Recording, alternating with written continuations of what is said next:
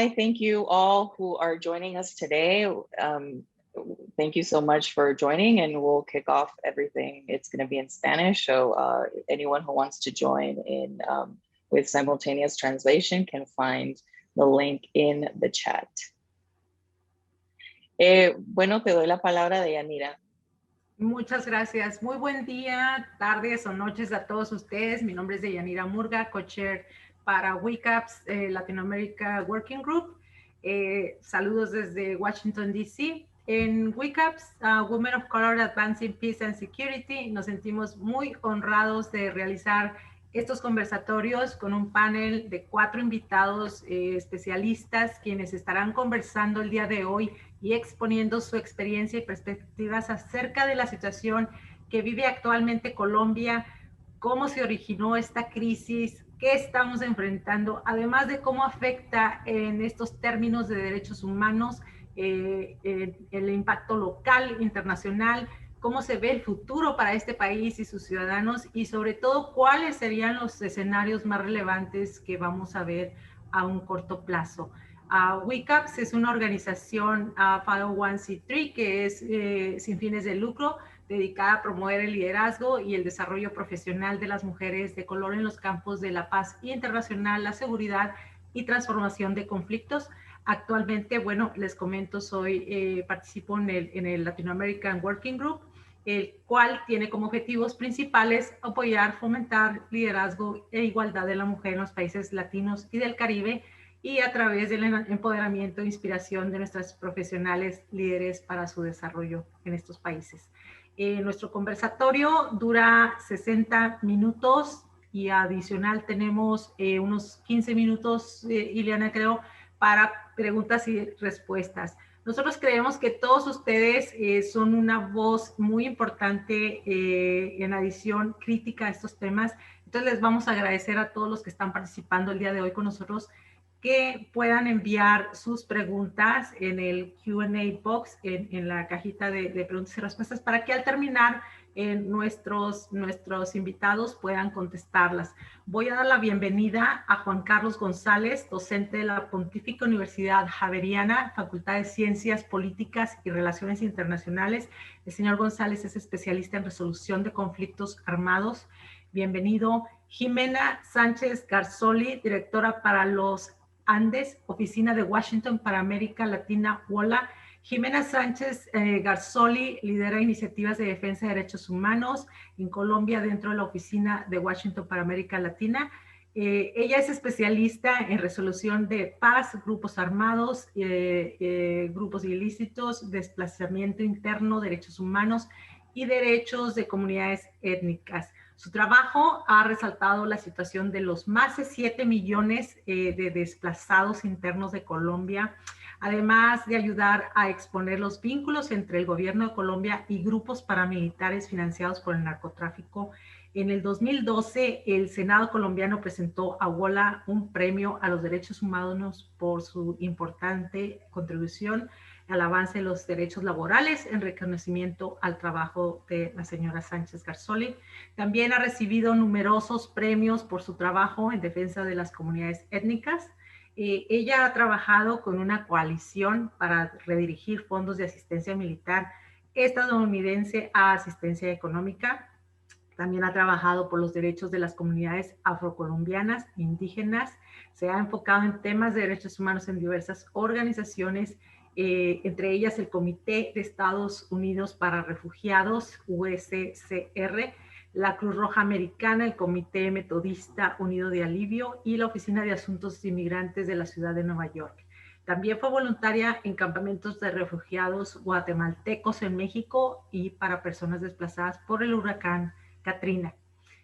Forma parte de Afrodes USA, ahora Afrodes International y UniAfro. Ella es magíster en Derecho Internacional y Economía Internacional de la Escuela de Estudios Avanzados de la Universidad de Johns Hopkins y cuenta con una licenciatura en Ciencias Ambientales y Danza de la Universidad de Columbia en Barnard College. Bienvenida.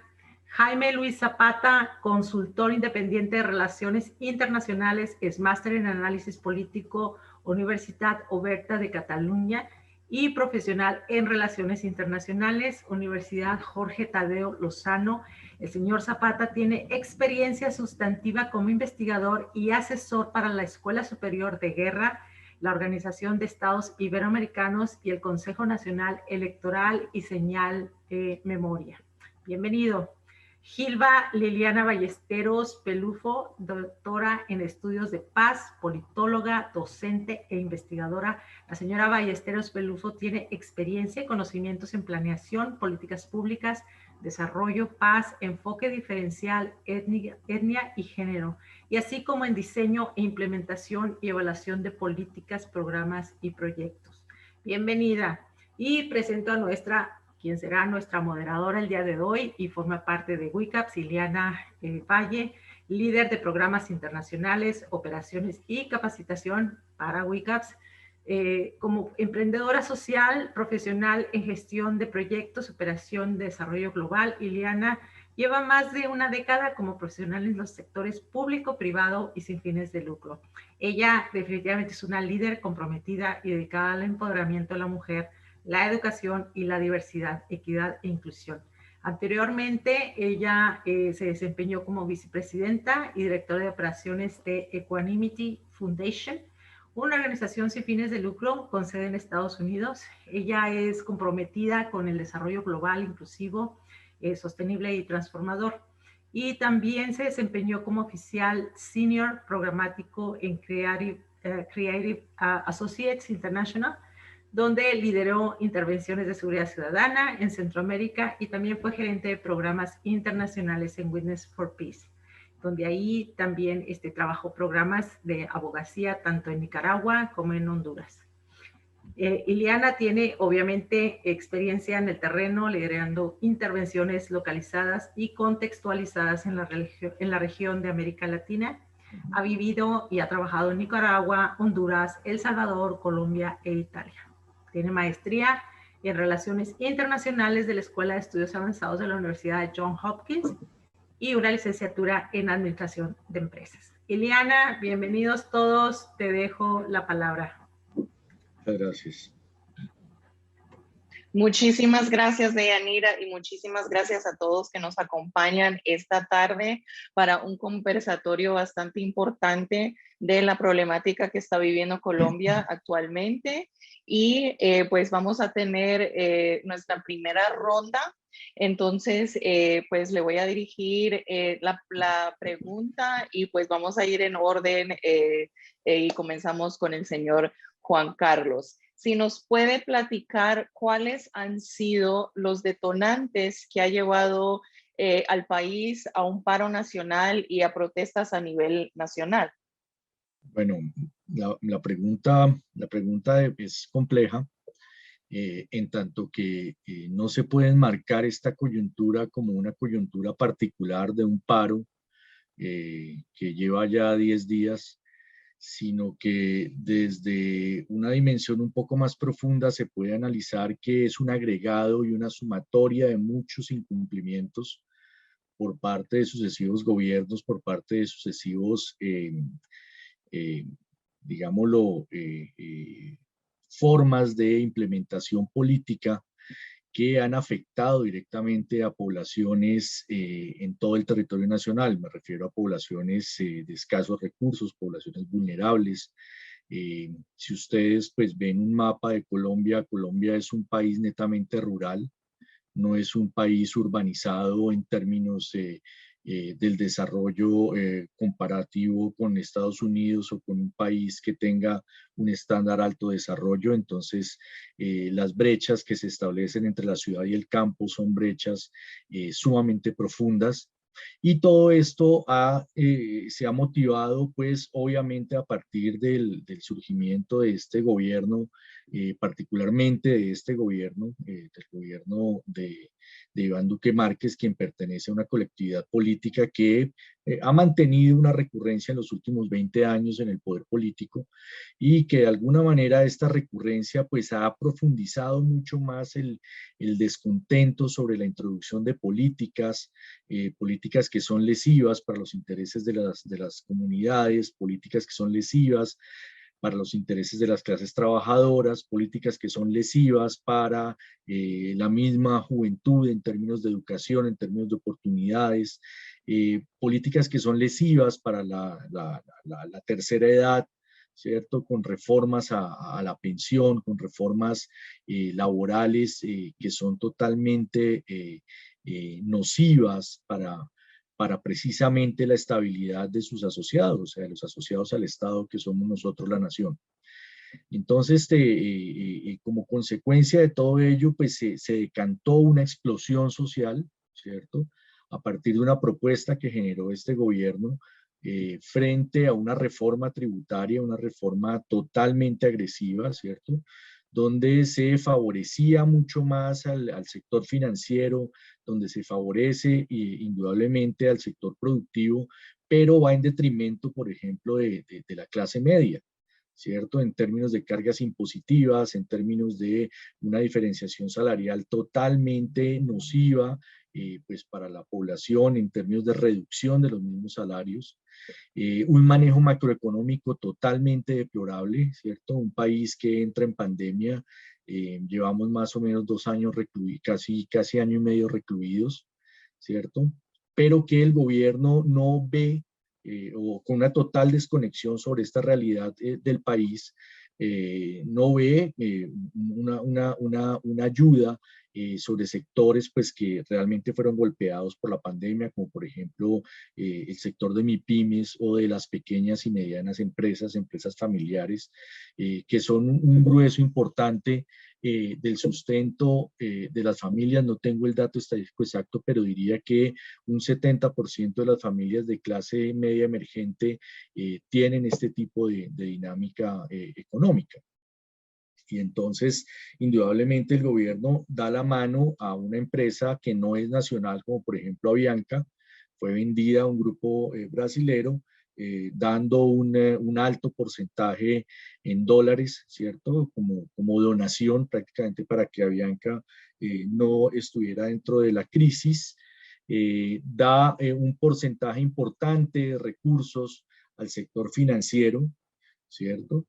Y obviamente sin una claridad de una contraprestación o una retribución del sector financiero hacia los asociados que estamos bancarizados. La respuesta del sector financiero es mantener un impuesto regresivo que ya lleva más o menos unos 20 años, que es el 4 por mil. Por cada transacción se cobra un porcentaje correspondiente al 4% de esa transacción que va directamente a los bolsillos del sector financiero.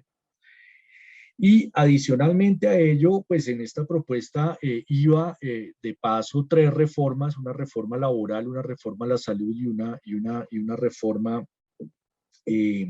a la educación, donde indudablemente pues reformas totalmente regresivas, donde pretenden privatizar la educación pública, donde en un mismo decreto voy a ser aquí muy concreto, porque es que el gobierno no consulta estas medidas, sino que simplemente las saca vía decreto, aprovechando la reclusión y aprovechando que el Congreso de la República no está en sesiones ordinarias, ¿cierto? Por el tema de la pandemia, entonces no se convoca en el recinto congresional, el sistema de web, pues el sistema de webinar o los sistemas de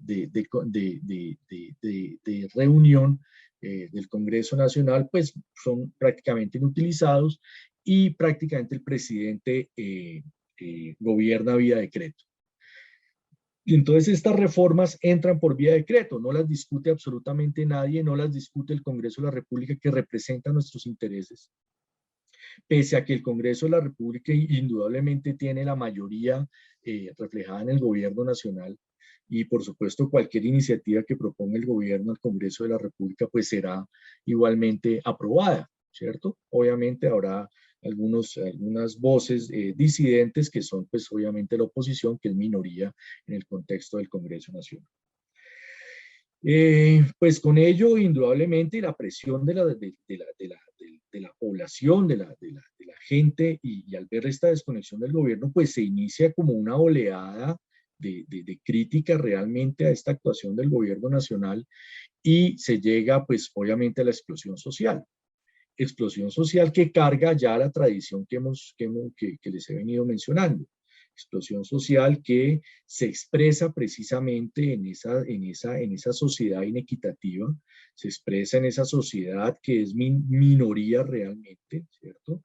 Una sociedad minoritaria llena de minorías que constitucionalmente están reconocidas, pero que en términos reales no han sido efectivamente visibilizadas y puestas en el contexto de los derechos de la sociedad general.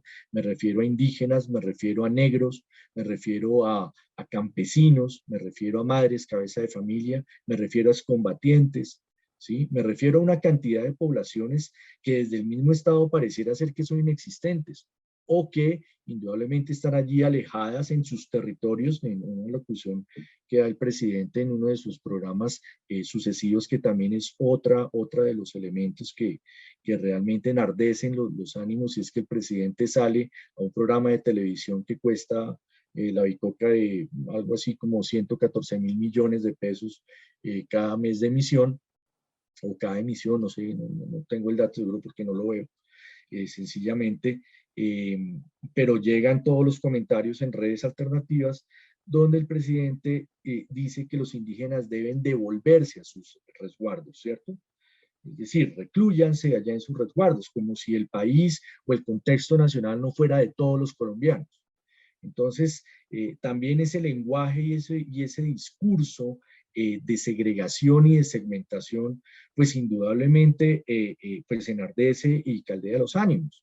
Y indudablemente Valle del Cauca, en especial Cali, que tiene un 70% de población afrodescendiente, de población negra, que vive en unas condiciones de precariedad absolutamente terribles.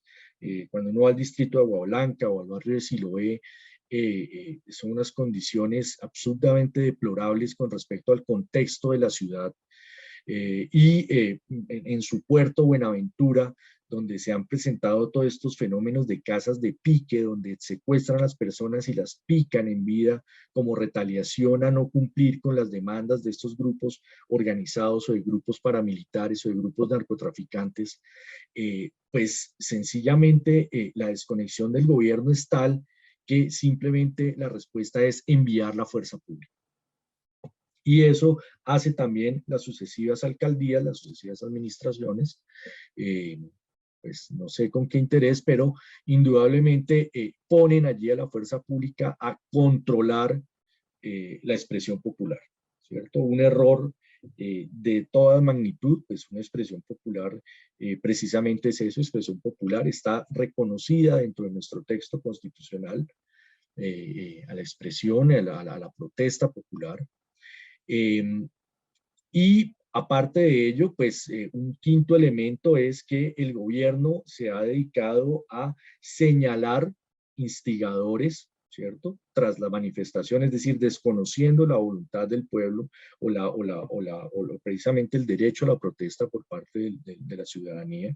Y entonces argumenta que hay instigadores detrás de todas estas iniciativas populares, y pues instigadores de la talla pues de carteles de la droga, de guerrillas que estarían obrando en las ciudades. Y pues obviamente con todo esto intentan desestimar la protesta que es legítima sobre todos estos elementos que ya les he mencionado, y que de alguna manera pues enardecen aún más el ambiente.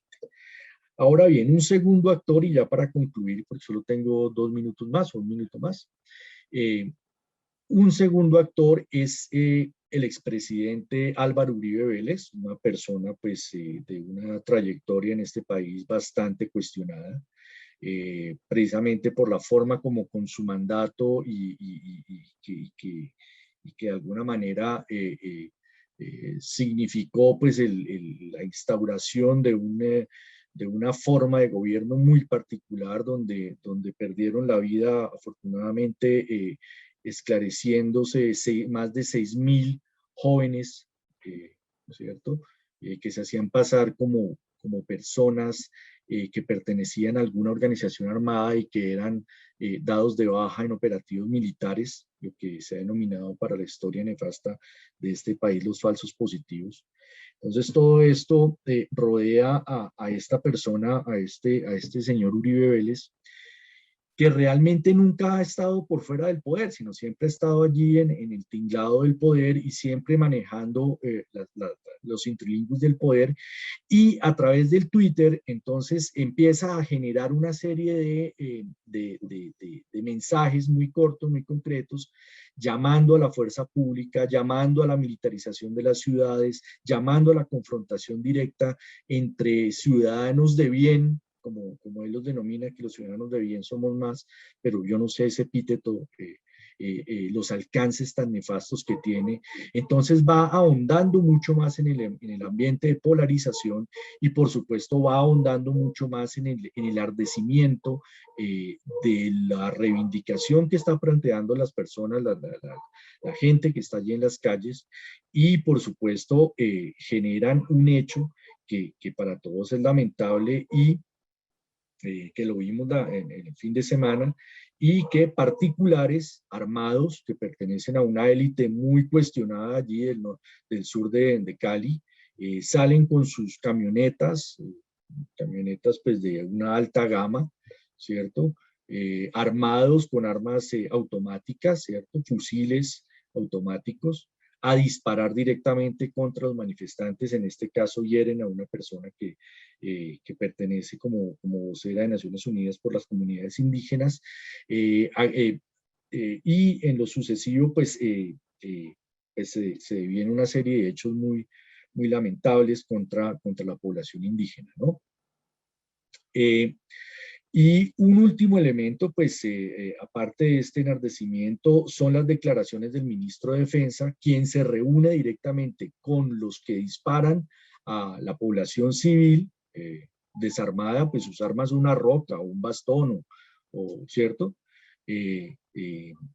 Pero no se reúne con la comunidad. Entonces el ministro de Defensa se reúne es con el comandante del operativo paramilitar, porque a todas luces es eso.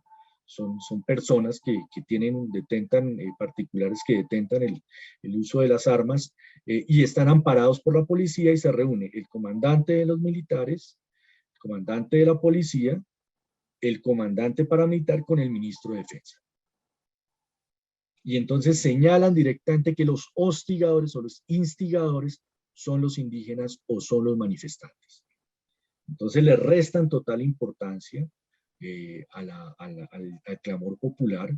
Se desconecta totalmente la política de gobierno de las demandas de la gente. Dice que ya ha retirado el Congreso de las propuestas o de las iniciativas que de alguna manera habían sido implementadas vía decreto, se estaban pretendiendo implementar vía decreto, pero pues obviamente el nivel de desconfianza está al frente de este gobierno, que no sabemos en este momento si estas propuestas realmente han sido retiradas. En las noches pues existen las famosas rondas, entonces son personas armadas de civil, algunos vestidos de negro con cachuchas, que disparan indiscriminadamente a los jóvenes. Ya tenemos un grueso importante de personas fallecidas. El día de hoy se entregaron 2 policías que adujeron que les habían ordenado disparar de manera directa contra la población civil desarmada. Entonces, pues la encrucijada en este momento es, bueno, no hay confianza en el Estado, no hay confianza en ninguna institución del gobierno. Precisamente las instituciones encargadas de verificar todos estos pues, fenómenos, todos estos delitos, si me aceptan este término, pues prácticamente son de la línea del gobierno, ¿sí? Un defensor del pueblo que en medio del paro y la manifestación se va a su finca de recreo, desconociendo totalmente sus funciones.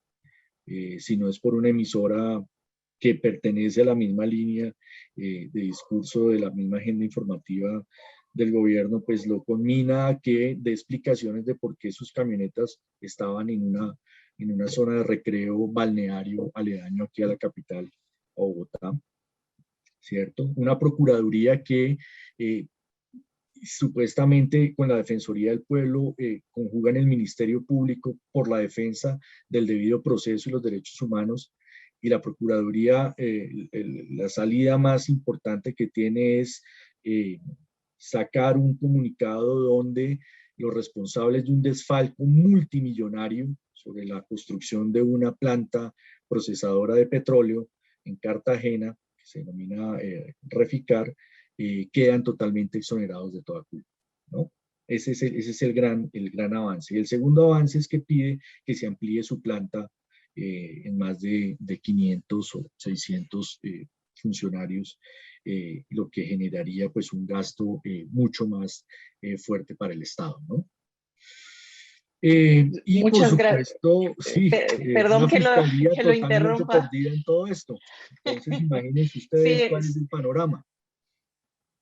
hay muchas complejidades que Sí. existen, muchos actores y muchos detonantes que han contribuido a esta problemática que estamos viendo.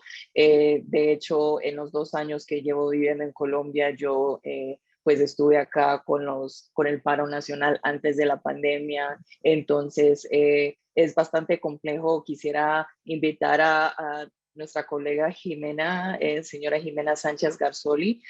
Cuéntenos en su experiencia, particularmente trabajando con comunidades étnicas en Colombia, cuáles han sido algunos de los descontentos y detonantes de estas comunidades que ha llevado a esta problemática el día de hoy. Bueno, muchísimas gracias y saludos a todos. Yo pienso que cuando uno empieza a hablar sobre Colombia, primero uno tiene que explicar de qué perspectiva está hablando, porque hay muchísimas perspectivas.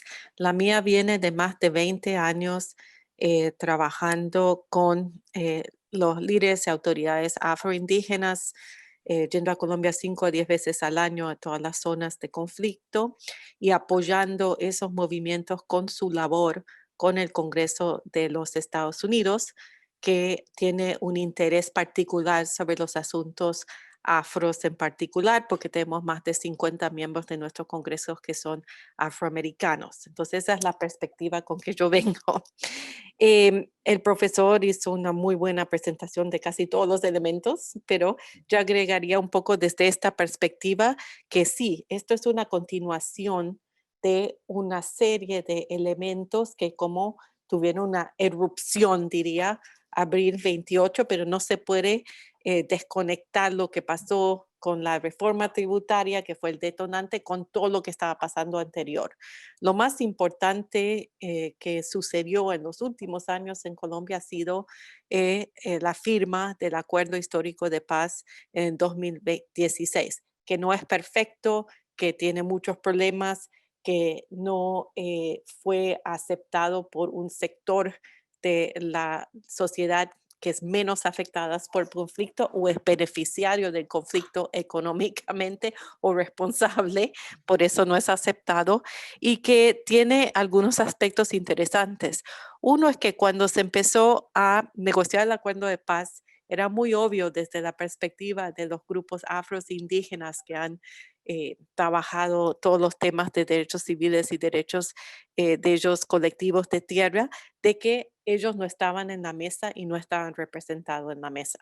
De un lado estaba un gobierno que lo que quería hacer era pacificar principalmente las zonas donde ellos habitan para facilitar los múltiples tratados de libre comercio que ellos habían firmado, yo creo que más de 16 ahora, uno de ellos más importante de Estados Unidos y Canadá, para que puedan acceder a muchos de esos recursos y esa biodiversidad en muchas de esas áreas. No solo esas áreas, pero una gran concentración ahí. De parte de la guerrilla de las FARC, había esta idea de que muchas de estas zonas marginadas, donde hay alta concentración afroindígena, esta era la base política de ellos, que cuando ellos formasen un partido político, que iban a ganar muchos votos y mucho apoyo ahí. También una enorme falsedad, porque si uno mira la historia de cómo ha sido para muchos de estos grupos afroindígenas, especialmente autoridades locales, tratando de ejercer su entidad cultural, eso nunca ha sido algo que los proyectos de las guerrillas colombianas, tal vez con la excepción del propio proyecto guerrillero que existió con indígenas, siempre aceptaron, siempre ha sido una idea de que se tenía que cambiar el país y mirarlo como un problema clasista y que todos sean igual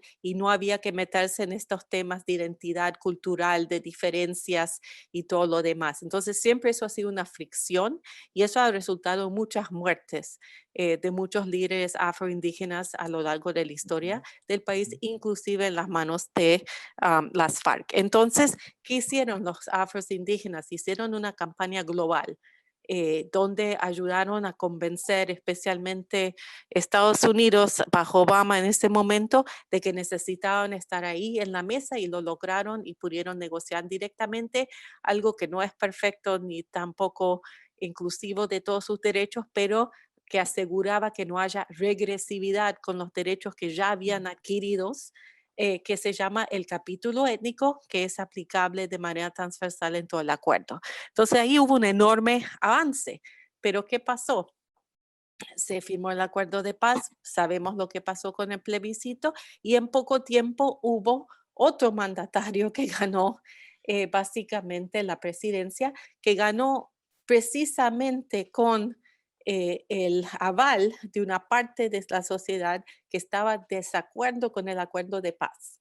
Pero él ganó, dijo que iba a hacer trizas al acuerdo de paz. ¿Y qué pasó? La comunidad internacional dijo, espera un minuto, nosotros hemos invertido en este acuerdo de paz, nosotros que somos los donantes, inclusive Estados Unidos, que para serles sinceros, no fue fácil convencer a Estados Unidos que esté de acuerdo con el acuerdo de paz, pero sí se logró que por lo menos no obstaculicen su avance lo más posible y por lo menos ayuden en algunas partes, como la parte étnica y de mujeres. Dijeron, espera, nosotros hemos invertido todo para que se avance con este plan del acuerdo de paz, entonces usted no puede hacer eso. ¿Qué ha hecho el gobierno de Duque? Y ha sido una cosa muy compleja y de manera muy problemática. Está prometiendo a la comunidad internacional, y aquí me estoy hablando de Estados Unidos porque yo es lo que trabajo, de que sí está avanzando con el acuerdo de paz, pero en la realidad lo que está haciendo es determinando qué aspectos del acuerdo de paz quiere implementar y dentro de eso imponiendo las mismas políticas que ellos querían avanzar y yo diría hasta políticas que son muy similares a lo que vimos durante los dos mandatos de Álvaro Uribe Vélez. Entonces, tenemos los PERETs que ellos presentan como la gran cosa que están haciendo, que es cuestionable si realmente la están haciendo, cómo fueron firmadas con los campesinos y las personas en la zona y todo lo demás, pero digamos que están diciendo hacemos los PERETs, concentrándose en algunas zonas muy afectadas como Catatumbo, y a su vez una despliegue militar que se llama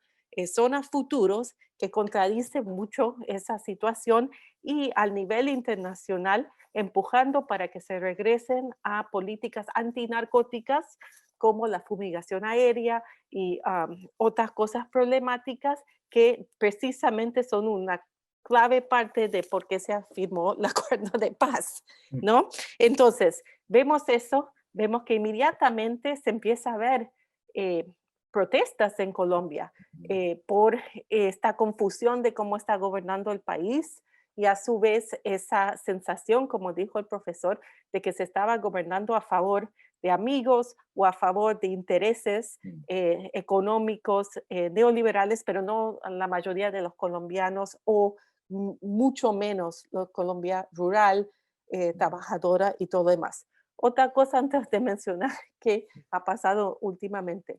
Antes de que se dio este acuerdo de paz, también hubo un debate muy grande sobre el acuerdo de libre comercio entre Estados Unidos y Colombia, que creo que no se conoce tanto en Colombia porque se firmó el acuerdo en Colombia, yo creo que con mucho Colombia ni sabiendo que se firmó, y vino a Estados Unidos y inmediatamente había como esa sensación que iba a pasar, porque todos los acuerdos de libre comercio pasan muy fáciles en Estados Unidos, pero este no pasó. ¿Por qué no pasó? Porque Colombia tenía el número de sindicalistas asesinados más alto, si los pone juntos, que el resto del mundo combinado cada año. Entonces, el movimiento sindical que en Estados Unidos es tratado con mucho respeto y que tiene una fuerza política, combinado con otros movimientos, se combinaron para que haya más de 60 oficinas en nuestros congresos que los congelaron.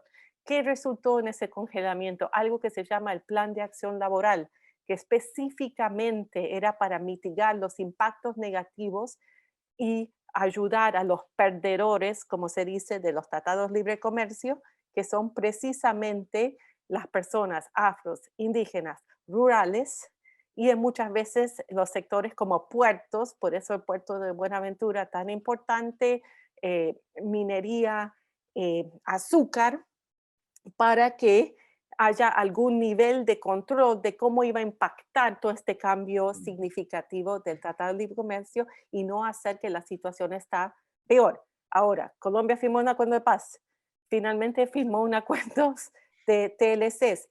Si uno los mira, son completamente contradictorios. Y nunca sé cómo miró cómo se iba a hacer eso, ¿no? En muchas maneras son contradictorios y empezó a avanzar todo.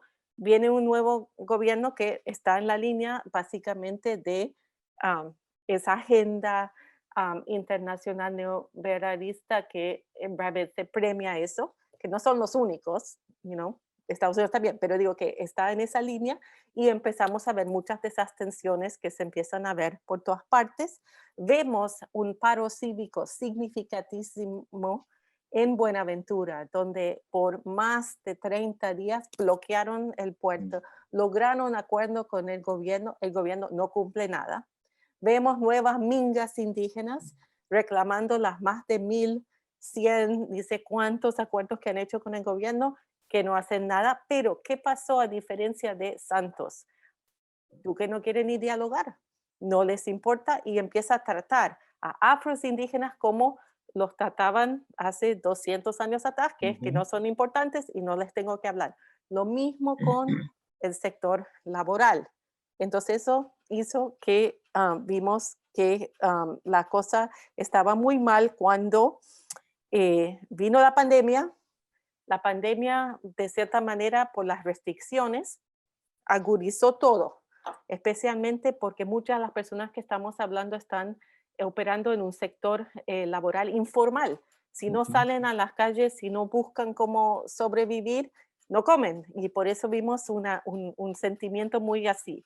Bueno, el gobierno tomó ventaja, el Duque, de ese tiempo para tratar de empujar reformas. Algunas no las pudo hacer, como las reformas afectando grupos étnicos, que es con la consulta previa libre y informada, pero otras sí las avanzó a favor de sectores amigos de ellos. A su vez, vimos que la inseguridad no paró. Entonces, ¿cómo se explicaba que en zonas del país donde supuestamente todo estaba restringido, grupos ilegales seguían operando, seguían habiendo masacres y seguían habiendo conflictos sociales porque se aumentó en algunas partes la erradicación forzosa de coca? Entonces, y al mismo tiempo, mismo que Estados Unidos y Colombia siempre han tenido una interacción con entrenamiento y asesores militares, fue anunciado que iban a mandar, y los mandaron, asesores militares a la frontera colombo-venezolana, que es la primera vez que lo anuncian. No es que no pasaba antes, pero que lo anuncien así fue nuevo. Entonces, durante ese tiempo se hicieron algunos paquetes para aliviar lo de COVID, pero ¿qué pasó? Vimos que muchos de esos fondos no llegaron a donde tenían que llegar, que hubo 1,000 o más casos de corrupción de esos fondos, mucha problemática con esos fondos. Entonces, todo eso estaba así cuando deciden que van a empujar una reforma tributaria. Se imagina que a ese momento ya explotó todo. ¿Qué fue la respuesta? Como dijo el profesor, de represión total, de negar totalmente la legitimidad de esa protesta. Yo estoy aquí en Washington, hoy estuvo el ministro del Interior. La mitad de su discurso fue cómo se han roto infraestructura de diferentes tipos, cómo han atacado la policía, cómo ha sido una amenaza contra la democracia y la economía del país. y como casi nada de que, bueno, y toda la gente que ha lastimado la policía y esos temas, o que ellos abarcan los derechos humanos, pero no sé, no sé cómo decirles. Decir eso, también culpar a los que están manifestando de que todo es una cosa criminal organizada en contra del Estado. Primero es darle mucho más créditos a los grupos ilegales que tienen. Y si uno sigue el ELN y Totalmente de la acuerdo. disidencia de las FARC, Es absurdo. no lo digo insultando, sí, son una amenaza en algunas partes del país y son peligrosos, pero no es el modus operandi, no tienen esta capacidad. Y también es deslegitimar las real causas, que son muchas, que tienen derecho a poder reclamarles a su propio gobierno, porque eso fue todo el punto del acuerdo de paz, de poder tener una democracia donde hay personas que pueden reclamar de manera pacífica sin que los asesinen. Entonces, ¿qué vemos ahora? Vemos una situación que yo veo muy difícil de que se pueda resolver fácil. Primero, porque no estamos hablando de una protesta, son múltiples protestas. Sí, hay un comité del paro y eso representa un cierto sector, pero también hay otros sectores y el gobierno decide hacer un diálogo nacional con sus amigos y ahí, bueno, una mesa con algunos. Después hablar con jóvenes en diferentes partes del país. Esto lo hicieron después del 2019 y no pasó nada y no hubo ningún cambio. Y lo único que hizo es romper la credibilidad mucho más de las personas que estaban protestando. Segundo, ¿qué estamos viendo? Que um, eh, hay otras cosas problemáticas. Durante este tiempo se ha aprovechado realmente a que se cierren las separaciones de los poderes en Colombia. Por ejemplo, vimos la semana pasada al presidente con las cortes hablando, dando como la justificación del gobierno frente a las protestas. Eso es muy preocupante. Y como mencionó el profesor, en todas las agencias independientes de control son amigos que no están defendiendo. Un tema muy, muy feo ha sido la desaparición de jóvenes, especialmente en la ciudad y los alrededores de Cali. Y ahí estamos con esos grupos, nos están diciendo de que hay jóvenes que no están yendo, no saben dónde están, pero no están yendo a los hospitales, porque el momento que entran al hospital los judicializan. Y muchas de estas han sido judicializaciones sin causa, como a lo largo, ¿no? Porque el joven porque es joven y porque está lastimado, se asume que cometió algún delito, ¿no? Los sacan luego, pero lo que hace eso es estigmatizar a todo el mundo y causar mucho más problema. Entonces, ese tema de quién va a mediar esas actividades del gobierno o de estos abusos dentro del país, dentro de la propia institucionalidad, es una cuestión. La otra es qué alcance tiene la comunidad internacional, porque de parte de Estados Unidos nosotros pensamos que hay mucho alcance. Primero porque Estados Unidos le ha dado billones de dólares en Colombia en asistencia de seguridad. Esa asistencia de seguridad tiene condicionamiento de derechos humanos. Ahora bien, la SMART en particular no recibe fondos de Estados Unidos, que es algo que hay que cuestionar. Entonces, ¿por qué es el SMART que está haciendo ciertos abusos? Pero el Congreso puede monitorear eso y pedir que se revise, que haya cambios, que se pare y se congele. Ahora, las municiones que están utilizando de manera ilegal, de SMART y policía, sí son producidas en Estados Unidos por compañías privadas, una de ellas en Pensilvania. No las están utilizando como deben. No son estas armas para sacarle ojos a las personas, es para dispersar, no es para matar, no es. Entonces el Congreso sí puede decir, espera un minuto, se corta esto y se revisa hasta que hay cambios sustantivos en cómo se manejan estas armas, porque en este momento le está cayendo cartuchos que dicen Made in USA a personas en Colombia. Entonces, yo lo dejo ahí porque sé que no me dijiste cómo se resuelve y tampoco sé cómo se resuelve, pero sí yo pienso que hay por lo menos algunas herramientas de parte de Estados Unidos que se pueden tomar para ayudar a esta situación y desescalar la violencia. Jimena, muchísimas gracias. La verdad que, o sea, son años de elementos que se han venido coagulando hasta este momento. Jaime, cuéntanos un poco de tu perspectiva, como para ampliar un poco de lo que nos ha contado nuestros colegas. Vale, bueno, muchas gracias. Muy interesantes las intervenciones de los compañeros. Yo quisiera hablar como desde una perspectiva un poco más macro, y es que pues hay, digamos, dos factores principales, yo diría así, que han llevado a la situación actual o que han influido bastante en la situación actual, y son el problema de un empeoramiento de las condiciones económicas y un empeoramiento en la calidad de la democracia. Esto, digamos, no es exclusivo de este gobierno, sino que es algo que viene en tendencia desde, desde por lo menos desde el 2010 o incluso antes. Y esto es relevante porque hay, digamos, un teórico de bueno, sí, hay una forma de explicar las revoluciones y el descontento político es precisamente atendiendo estos factores. Entonces, se dice, digamos, de acuerdo con una teoría, que las movilizaciones sociales y hasta las revoluciones se dan por la conjunción de dos tendencias. Una tendencia que es el mejoramiento de las condiciones sociales y económicas, a lo cual le sigue un empeoramiento de las condiciones sociales y económicas. Y eso genera una frustración de expectativas. Digamos, si yo veo que mi familia, mis amigos están consiguiendo buen empleo, les está yendo bien, pero de un momento a otro les empieza a ir muy mal y yo empiezo a perder mi trabajo, entonces hay como una especie de reacción.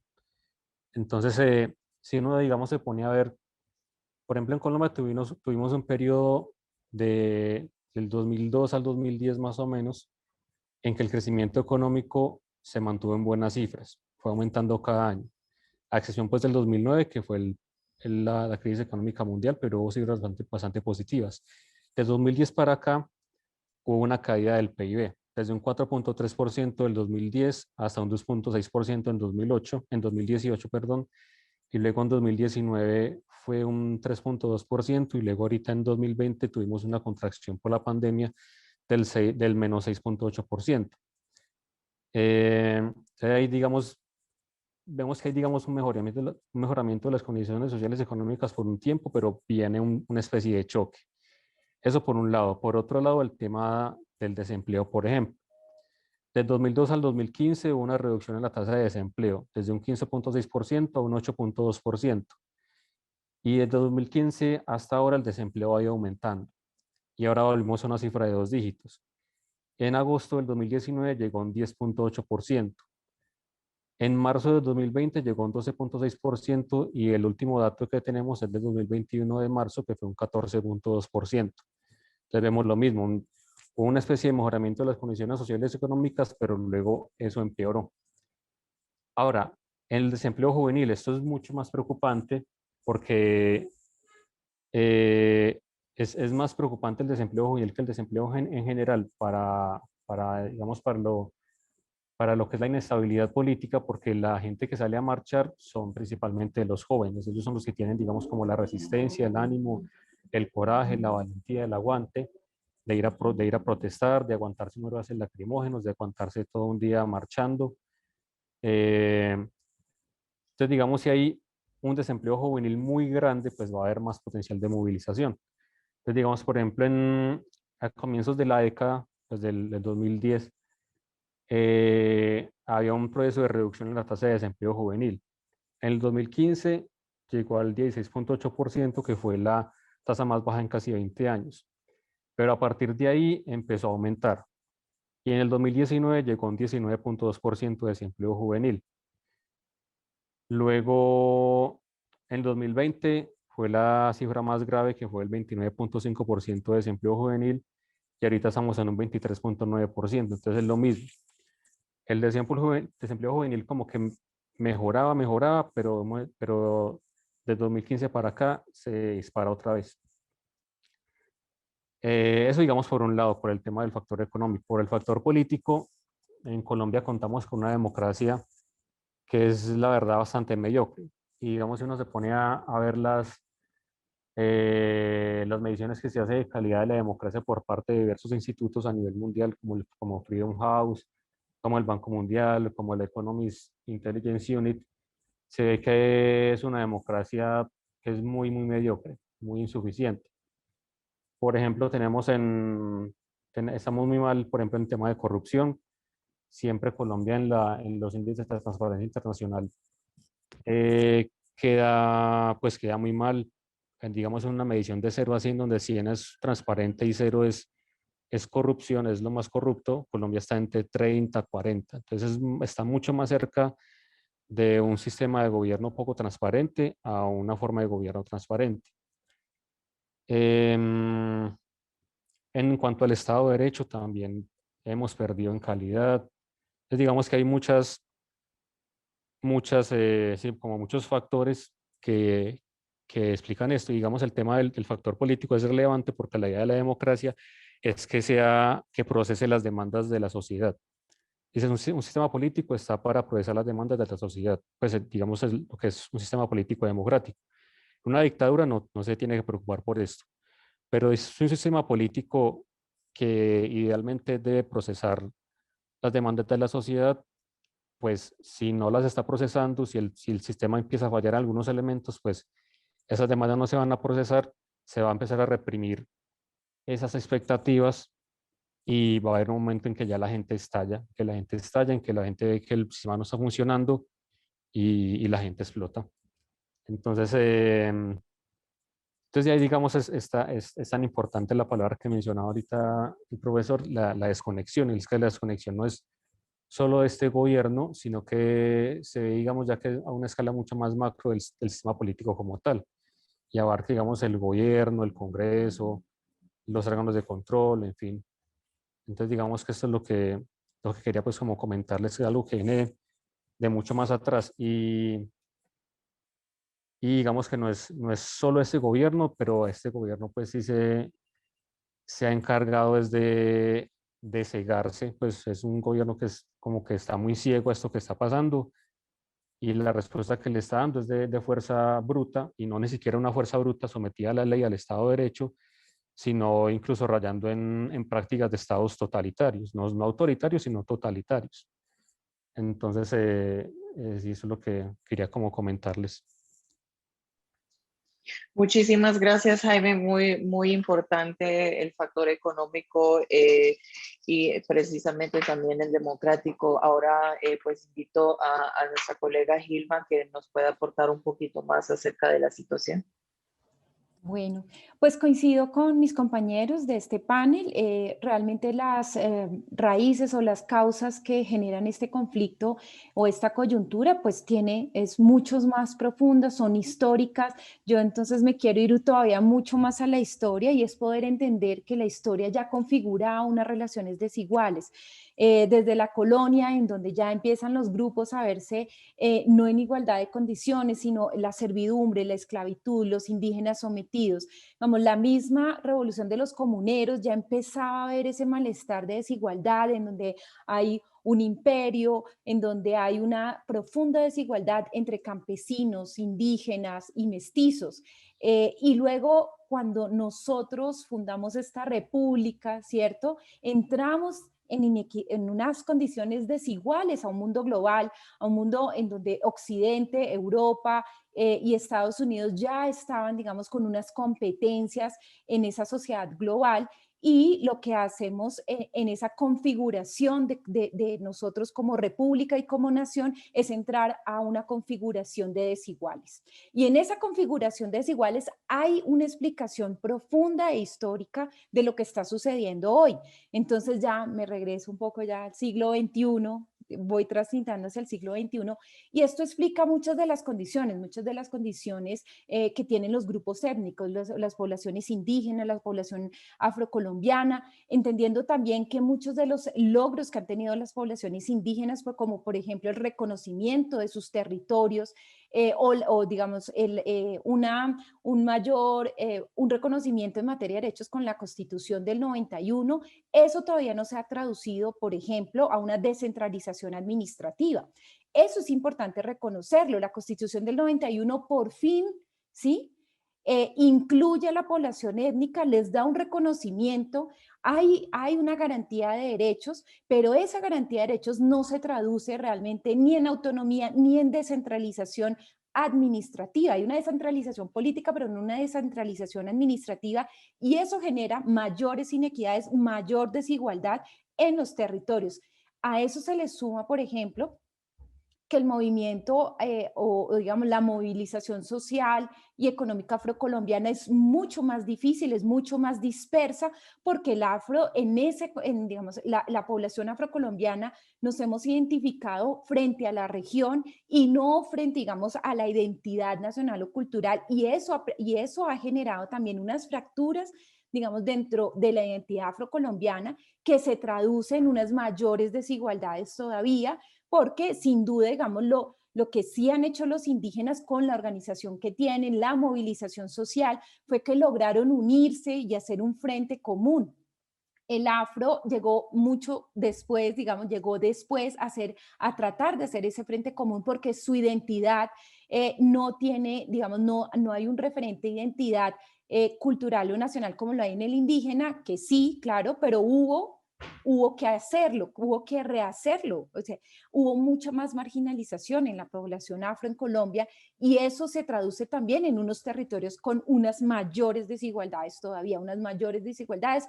Es la realidad del Pacífico colombiano, para solo poner un ejemplo. Entonces, esta historia de la desigualdad, esta historia donde nos quedamos en un modelo de Estado nacional, pues también explica qué es lo que está pasando, ¿no? Creo que hay que hacer un llamado a la historia para entender qué es lo que está pasando ahora. Y bueno, claro, coincido también en que esto no es un malestar reciente, no es el malestar de la reforma tributaria, esto es el malestar de una constitución del 91 que nos ha costado mucho implementar, que no fue garantista completamente, que no hubo tal descentralización administrativa, que no hubo, hay un reconocimiento en el discurso del territorio, pero no hay un reconocimiento en la diseño e implementación de las políticas públicas en los territorios. Sigue siendo un Estado centralista, seguimos dando las directrices desde Bogotá, y eso, pues por supuesto, dificulta cualquier acción que tengamos que ver con inclusión política y con inclusión social. Entonces, la inclusión se tiene que traducir en esas descentralizaciones, no solo en el reconocimiento discursivo. Y por supuesto eso genera unos malestares muy importantes, que digamos se traducen y también se reflejaron no solo en el conflicto armado colombiano, digamos, que inicia fuertemente, digamos, desde la violencia partidista, luego el conflicto armado que se gesta a finales de los años 60, que ya empieza a recoger un descontento y un malestar, especialmente en las zonas rurales, en los temas que tienen que ver con propiedad, en los temas que tienen que ver con clases sociales. Eso ya había un malestar ahí, un malestar que se intentó acordar en el 2016 con este acuerdo de paz con las FARC, que recoge, digamos, una de las reformas más importantes. El punto 1 es vital, ese punto 1 es realmente muy importante para lograr al menos balancear las desigualdades en lo rural.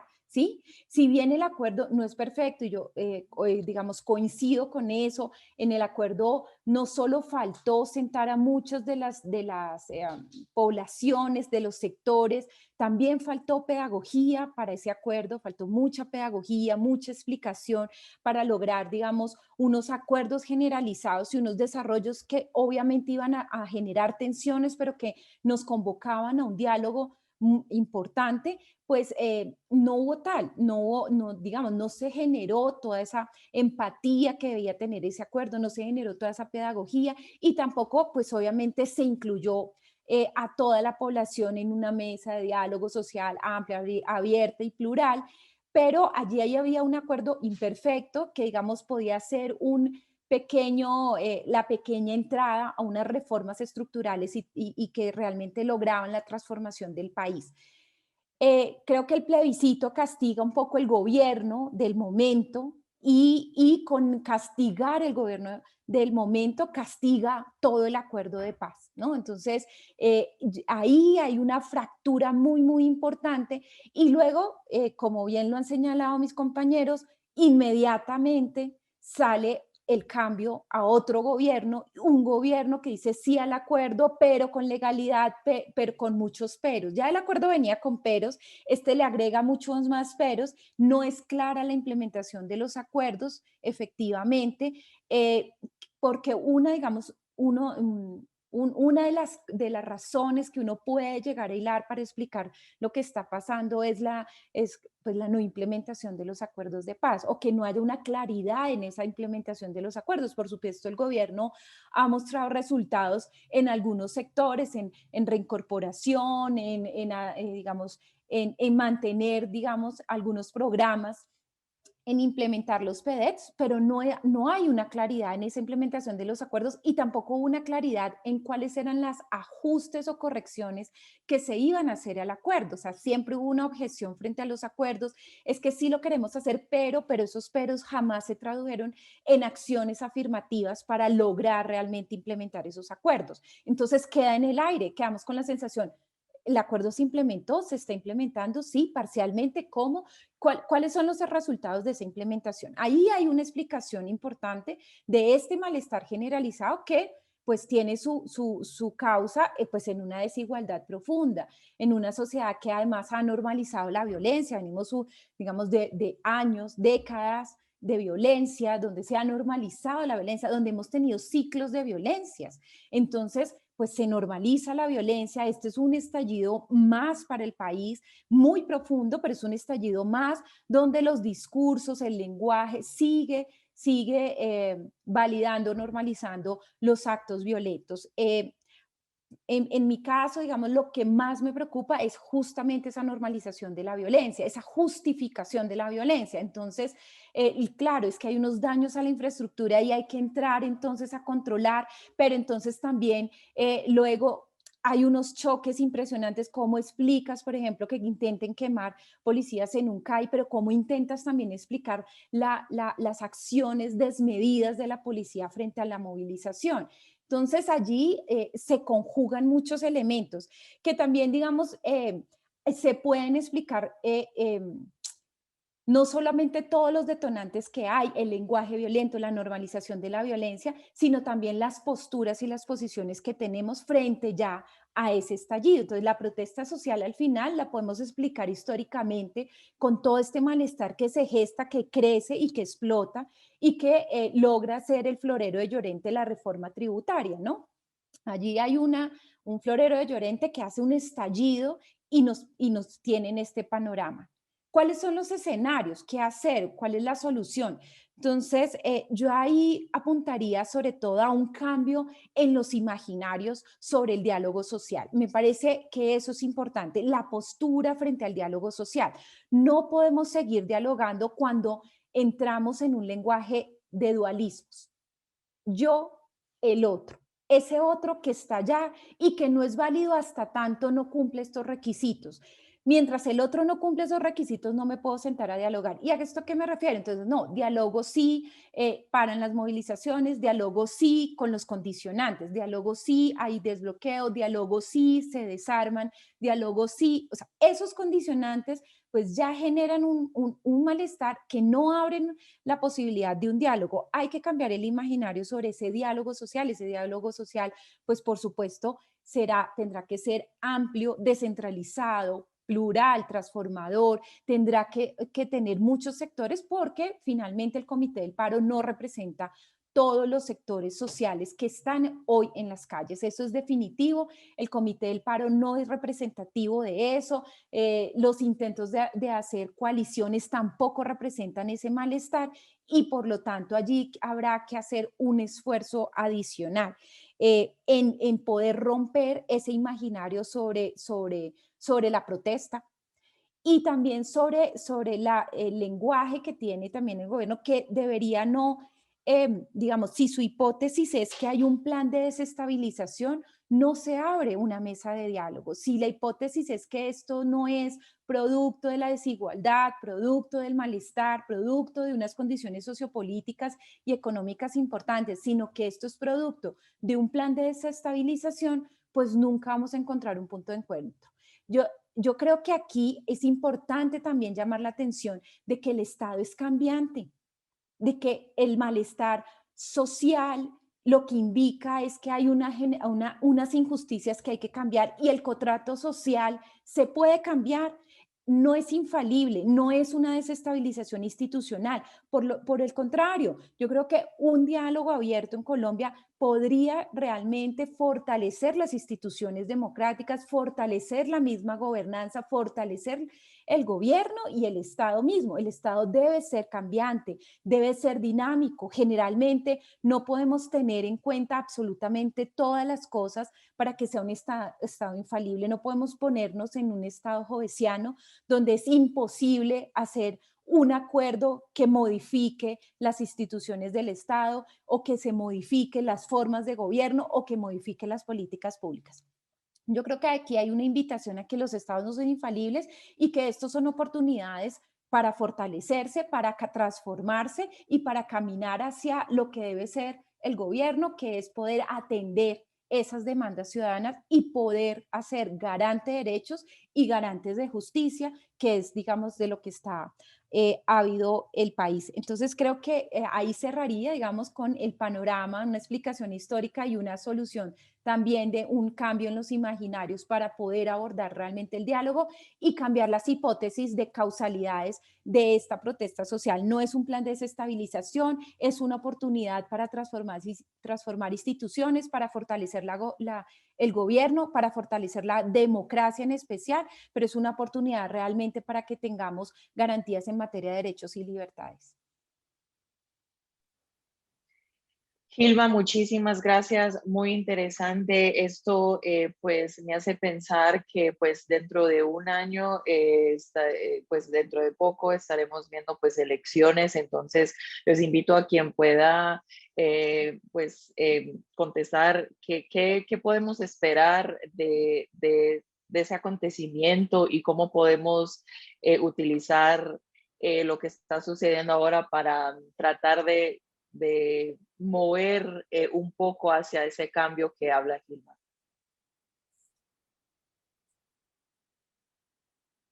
Hola, bueno, pues hay un factor muy importante, es el tema de la participación política. Es que, digamos, hay un cambio muy importante en el electorado. Y hay un giro hacia la centroizquierda. Como, digamos, lo mostraron los últimos resultados electorales, donde, digamos, en las ciudades principales del país, no hubo, digamos, un voto importante por la derecha, sino que los que ganaron fueron la centroizquierda. Y esto, digamos, que indica así, un cambio en el comportamiento del electorado. Se debe, bueno, a varios factores, pero el hecho es que hay una ciudadanía que está participando más. Y esta ciudadanía que participa más son jóvenes. Sabemos, digamos, que la parte de los votantes, una gran parte de los votantes por la derecha, por la centroderecha en el país, está en la población mayor. Si, digamos, participan más jóvenes, pues esto puede que incline la balanza electoral más hacia la centroizquierda. Entonces, si se da una participación electoral muy importante de parte de los jóvenes en las próximas elecciones, eso va a ser, digamos, un golpe muy duro para el uribismo. Entonces, yo creo que estas manifestaciones que se están dando indican eso, que va a haber como una especie de compromiso a nivel electoral de parte de los jóvenes, que ese era, digamos, el problema antes, que los jóvenes hablaban mucho en las redes sociales, hacían marchas, no sé qué, pero no se manifestaban electoralmente. Ahorita puede que eso cambie. Entonces, si se da, pues yo creo que va a ser en ese sentido el cambio.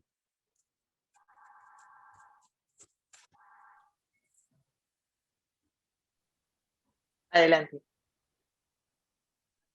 Vale, no, yo diría que es muy temprano todavía para hablar de elecciones, estamos a un año, faltan todavía muchas candidaturas, algunas coaliciones que se viernen en ciernes, entonces es realmente prematuro hablar, digamos, la esperanza realmente, y creo que esto es bien importante, es poder realmente votar por un proyecto político y no por la persona que tiende, la verdad, el electorado colombiano es a votar por la persona o en contra de la persona y no por un proyecto político realmente que recoja esto. Yo creo que la gran lección que debe darnos esta coyuntura es poder realmente forjar un proyecto político que no lo encarne una persona, sino una colectividad. Creo que allí eso es bien importante, llamar la atención a la ciudadanía en este sentido.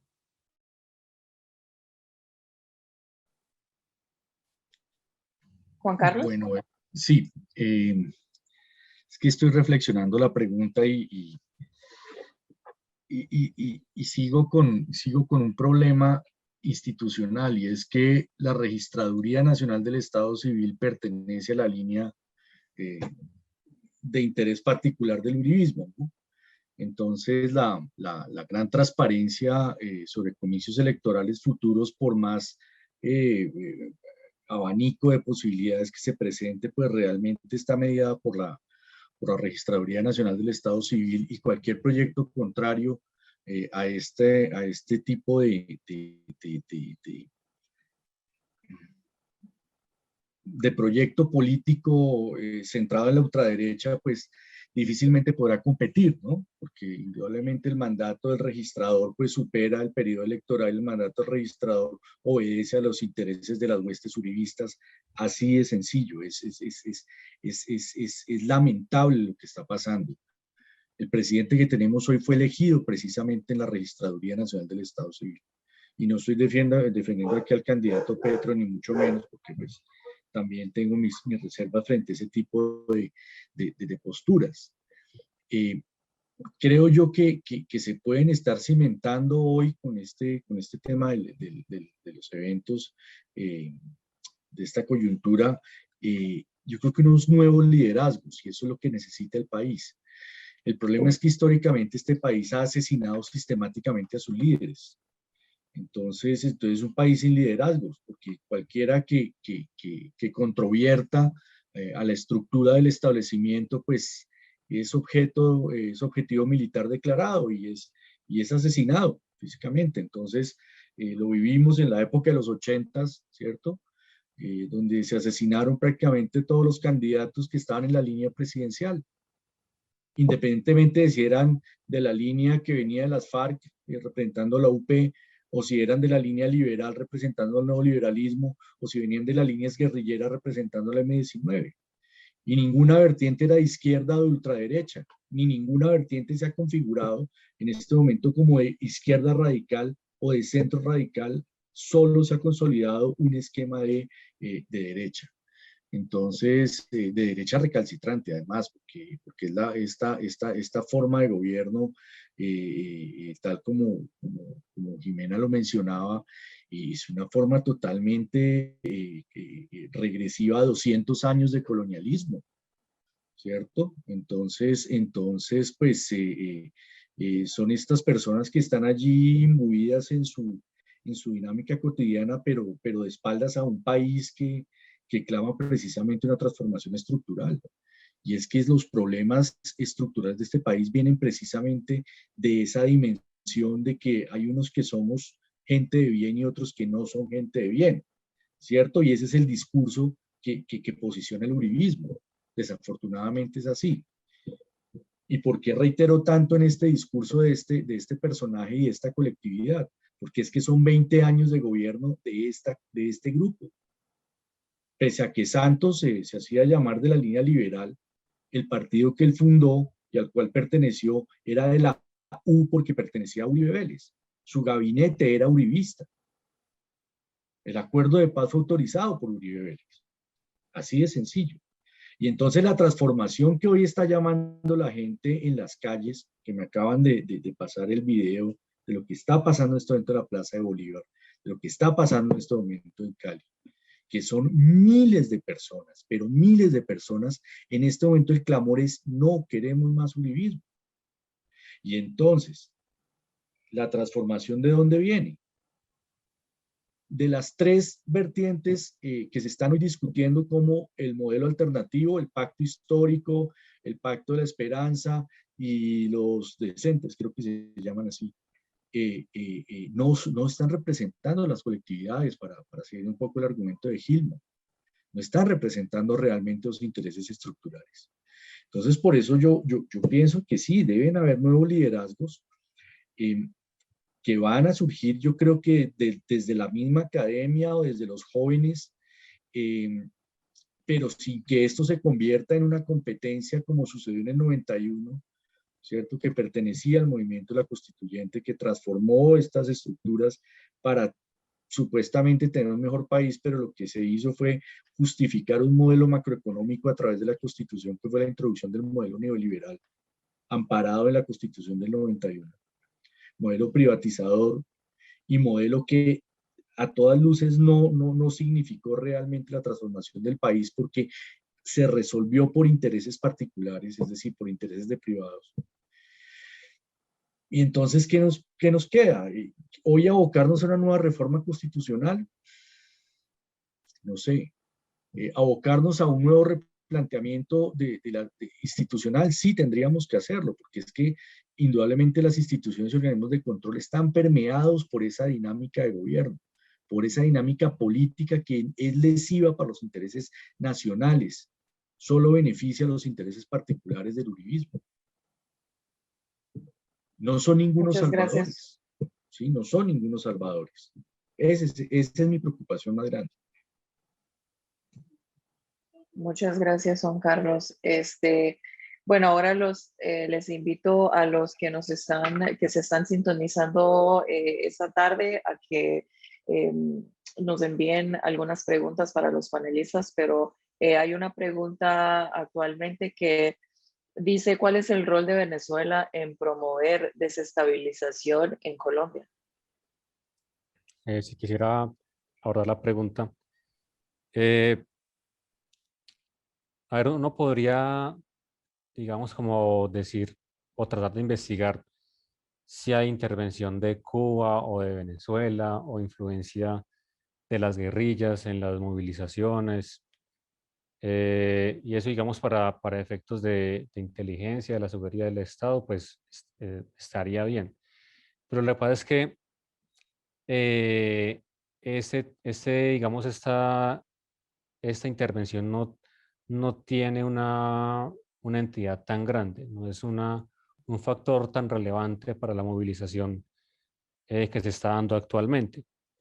A lo que en lo que hay que enfatizar es en lo que mencionaba antes y en lo que a lo que se han referido también los demás panelistas.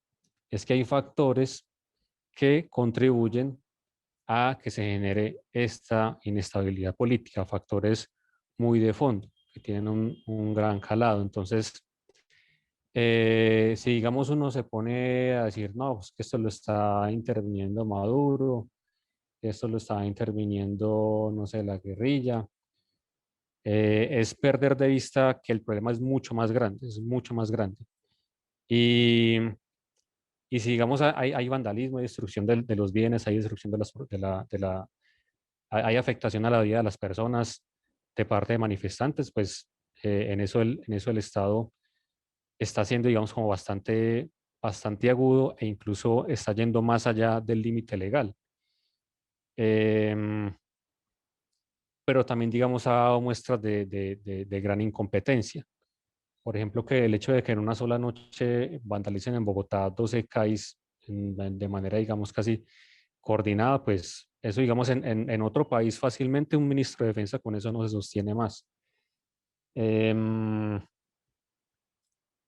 Entonces, eso también, digamos, va por una línea de desconocer que hay unas raíces de esta inestabilidad política, que son raíces sociales, económicas, políticas, étnicas. Y y da pie también para que la respuesta que se le da a estos factores no sea una respuesta plena, integral, sino que sea solamente de fuerza bruta. Porque si entendemos esa inestabilidad política como una amenaza al Estado, en términos de seguridad, pues la respuesta va a ser pues la fuerza. La fuerza. Y por eso es que, por ejemplo, en la derecha está rondando esta teoría de la revolución disipada molecular, algo así, que no es una doctrina de seguridad, sino que es algo que un chileno, Alexis López, que es un neonazi, no porque uno lo califique de neonazi porque no estoy de acuerdo con usted, entonces es neonazi, no, sino que él es practicante del neonazismo, ha tenido congresos nazis, partidos de orientación nazi. Entonces, el gobierno escucha a ese tipo de personas que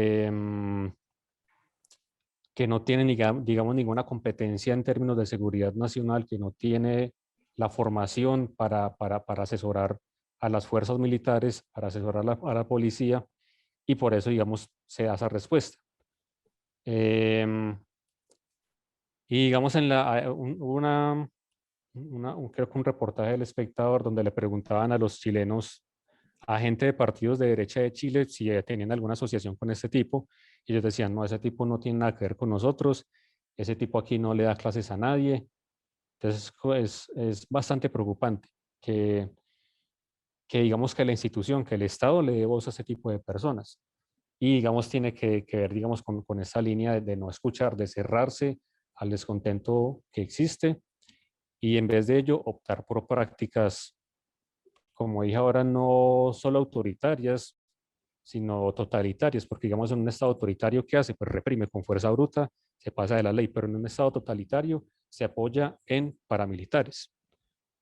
Entonces eso es lo que se está dando ahorita.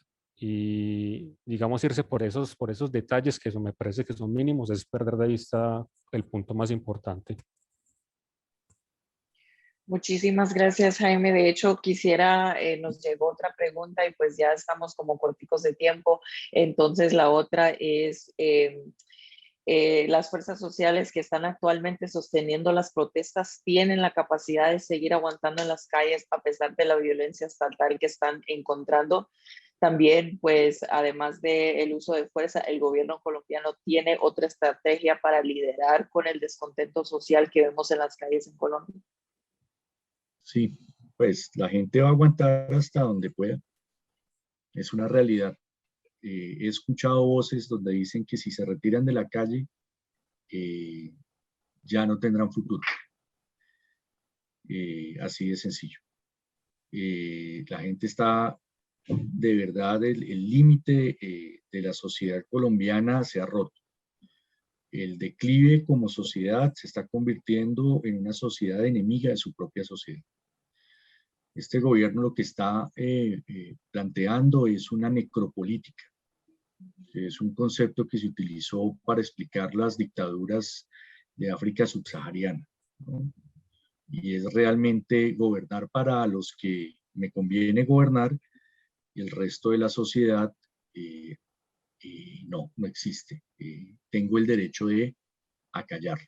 Entonces, en ese sentido, la necropolítica se aplica directamente a la forma en que Iván Duque ha propuesto la administración del Poder Ejecutivo. Y por supuesto, pues detrás del tinglado de este señor Uribe Vélez, que indudablemente sigue moviendo los hilos del poder. Y la introducción de estos conceptos, pues, que vienen de la filosofía contemporánea desde Félix Guattari, no creo que lo hayan leído. Sí es muy preocupante cómo se justifican también en sus discursos para precisamente ahondar mucho más en su propio discurso de segregación, en su propio discurso de desconocimiento de que hay factores mucho más profundos que los de señalar que aquí hay una intervención directa de Venezuela o de Cuba, o que hay grupos soterrados detrás de las protestas. O sea, si esto de verdad es cierto, pues hay un comisionado de paz que está fallando, hay un ministro de defensa que está fallando, y por supuesto un ministro del Interior que nada tiene que ver con estos asuntos y simplemente se dedica a desestimar la legitimidad de la protesta popular. Es así de sencillo. Muchas gracias, Juan Carlos.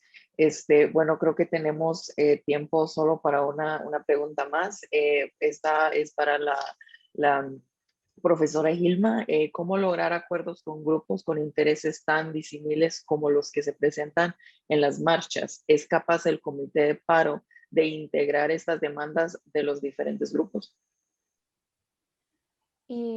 Bueno, voy a contestar la segunda pregunta y es, no, el comité de paro seguramente no integra todas las demandas de los diferentes grupos, ya lo había dicho, esto es un conflicto social muy plural, muy diverso, con diferenciaciones. Entonces, por ejemplo, el comité de paro no representa a los jóvenes, y no hay un representante de los jóvenes como tal. Entonces, por supuesto, y eso contesta la primera pregunta, y es, ¿cómo se logra? Pues hay que hacer muchas diversas mesas de diálogo en diversos niveles. No puede ser unas mesas de diálogo centralistas, hay que hacerlo con los diferentes grupos representativos, hay que hacerlos con realmente negociadores que puedan tener la capacidad de negociar y de llegar a algunos acuerdos posibles. Eso definitivamente se requiere un esfuerzo mayúsculo en esas mesas de diálogo, porque para que sean diversas, plurales y descentralizadas, pues seguramente la operatividad de las mismas tendrán que ser importantes. Y además creo que debería sí estar una mediación de la comunidad internacional, de la iglesia. Se ha llamado a la iglesia para que haga esa mediación, pero definitivamente creo que acá juega un papel muy importante la comunidad internacional para que esas mesas se den. Si me Muchas permites gracias, una... Gilma. Claro, claro. Vamos para responder a las últimas preguntas.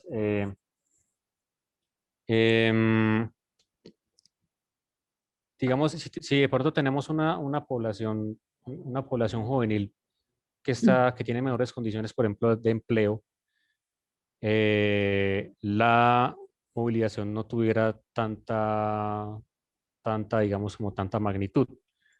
Porque es que la gente está en la calle es porque no tiene nada. O sea, si estoy en la casa, pues estoy aguantando hambre, no tengo futuro, pues voy a salir a la calle. Si tuviera un empleo, pues no tendría, pues, digamos, por qué salir a la calle. ¿A qué? La gente sale es porque no tiene nada que perder. Entonces, si la otra opción es, pues, el no futuro, pues por lo menos voy a salir a hablar, a expresarme, a decir que hay algo que no está funcionando. Y por otro lado, por el tema de si el comité alcanza a aglutinar las demandas, también estoy de acuerdo en que eso no es así. Y es que ahí también hay que entender que digamos que las revoluciones o las movilizaciones actuales no pasan por ningún comité, no son lideradas por una vanguardia como en la Revolución Bolchevique, como en la Revolución Francesa, donde había un partido, unos señores que lideraban al pueblo, que lideraban a los desposeídos, que reformaban, que transformaban las cosas, que justiciaban a los opresores. Eso ya no es así. La primavera árabe, lo que pasó en Brasil, por ejemplo, con la caída de Dilma Rousseff, muestra que para que los gobiernos se transformen, para que los sistemas políticos se transformen, no se necesita de alguien que esté liderando, sino que ya, debido a que vivimos en una sociedad de la información, con rapidez de comunicación, donde la gente se puede coordinar independiente, autónomamente para manifestarse, donde no tiene que esperar que un líder mesiánico los convoque. Eso, digamos, es lo que estamos viviendo ahora. Entonces, ante una heterogeneidad de demandas, una heterogeneidad de grupos, es muy difícil que haya un comité que diga, yo voy a hablar por ustedes. Y si ese comité dice eso, está muy equivocado. Y si el gobierno le crea a ese comité, está muy equivocado. y la cosa va a seguir. Entonces, es también algo muy grave, muy importante, pues muy difícil, porque es muy difícil escuchar las demandas de cada ciudadano. Entonces, eso es, digamos, lo que también indica un déficit en la democracia actual, no solo de Colombia, sino a nivel mundial. Entonces, si la democracia no funciona, ¿cuál es la otra respuesta? La fuerza bruta o el populismo. Muchísimas gracias, Jaime. Muchísimas gracias a todos los panelistas. Deyanira, ¿tenías alguna pregunta? Pues no, simplemente agradecer. Lamentablemente el tiempo nunca es suficiente para estos temas, Sí. sobre todo ahorita con esta crisis. Una de las cosas que ustedes mencionaron, bueno, los futuros líderes, ¿no? ¿Qué van a hacer? Y dentro de esta desigualdad que estamos viviendo ahorita, ¿no? A nivel mundial, inclusive en las mesas de trabajo del G20 que me ha tocado participar, hoy precisamente se presentó la propuesta de educación y cómo a las nuevas generaciones les está afectando precisamente esta desigualdad tecnológica, ¿no? Muchos no tienen infraestructura en sus hogares. Entonces, ¿cómo van a poder estos futuros líderes, ¿verdad? Que estamos apostando, que estamos poniendo la fe, salir, ¿no? Adelante? Pero bueno, muchísimas gracias a todos. Excelente panel. Iliana, felicidades. Bonnie, yo sé que estás aquí conectada. ¿Quisieras ofrecer algunas palabras?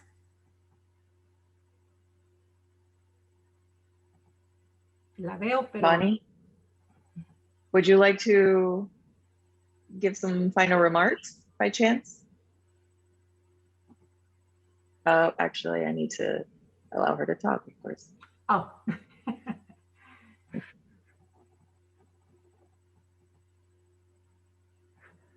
Sí puede, si no está bien. If not, that's perfectly okay, Bonnie.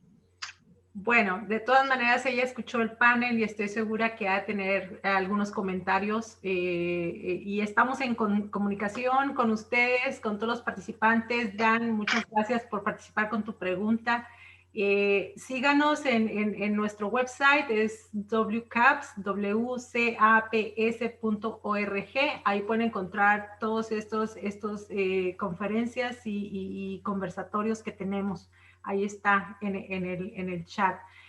Muchísimas gracias y los invitamos a que sigan participando con nosotros. Gracias, Iliana.